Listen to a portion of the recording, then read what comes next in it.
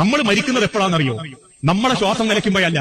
നമ്മൾ മരിക്കുന്നത് നമ്മൾ ശ്വാസം നിലച്ച് മരിക്കുമ്പോഴല്ല. ഭർത്താക്കന്മാരോട് ഞാൻ പറയുന്നത്, നമ്മൾ മരിക്കുന്നത് നമ്മൾ ജീവിച്ചിരിക്കുക നമ്മളെ പെണ്ണുങ്ങൾ മരിക്കുമ്പോഴാണ്.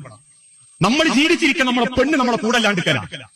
ഒരു ഭർത്താവ് പറഞ്ഞൊരു വാക്കുണ്ട്, അദ്ദേഹം പറഞ്ഞൊരു അനുഭവത്തിന്റെ കഥ. അദ്ദേഹം ജീവിച്ചിരിക്കുക മരണപ്പെട്ടു.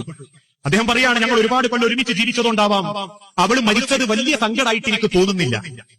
അവളുടെ മയ്യത്തിന്റെ എല്ലാ കാര്യങ്ങളും കഴിഞ്ഞു. ഒരാഴ്ച വീട്ടിൽ കുടുംബക്കാരൊക്കെ നിറഞ്ഞു നിന്നു, എല്ലാവരും പോയി. അവസാനം 1-2 മാസം കഴിഞ്ഞു, അല്ലെങ്കിൽ 1-2 ആഴ്ച കഴിഞ്ഞൊരു ദിവസം ഞാൻ രാത്രി കിടക്കുമ്പോൾ എനിക്ക് വല്ലാത്തൊരു നെഞ്ചരിച്ചിരി. ഞാൻ ആ നെഞ്ചിങ്ങനെ തടവിയിട്ട് പറഞ്ഞു, ആമിനോ ലേശം വെള്ളം വേണ്ടിയിരുന്നു. 3 തവണ ഞാൻ വിളിച്ചു, ആമിന. പക്ഷെ തൊട്ടടുത്ത് ഞാൻ പരിധി നോക്കിയപ്പോഴായിരിക്കും മനസ്സിലായത് മരിച്ചത് ആമിനയല്ല, ഞാനാണ്. കാരണം എനിക്ക് വെള്ളം തരാൻ ആമിന അവിടെ ഇല്ല. അവസാനം എങ്ങനെയൊക്കെ ഞാൻ പിടിച്ച് ആ ഇരുട്ടത്ത് ഞാൻ ഡൈനിങ് ഹാളിൽ ചെന്നു. കാരണം എന്റെ ആമിനാക്കൊരു സ്വഭാവം ഉണ്ട്, എന്നും കുറച്ച് പൂജയിൽ വെള്ളം എടുത്ത് വെക്കും. രാത്രി ഒരു കുഴക്ക് വന്നാൽ പോയി കുടിക്കാൻ. ഞാൻ ആ പൂജ എടുത്തു നോക്കുമ്പോൾ അതിലൊരു തുള്ളി വെള്ളമല്ല. എനിക്ക് മനസ്സിലായി മരിച്ചത് ആമിനയല്ല, ഞാനാ. മരിച്ചത് ആമിനയല്ല, ഞാനാന്ന് എനിക്ക് മനസ്സിലായി. അവസാനം മോന്റെ വാതിലിൽ ഞാൻ മുട്ടി.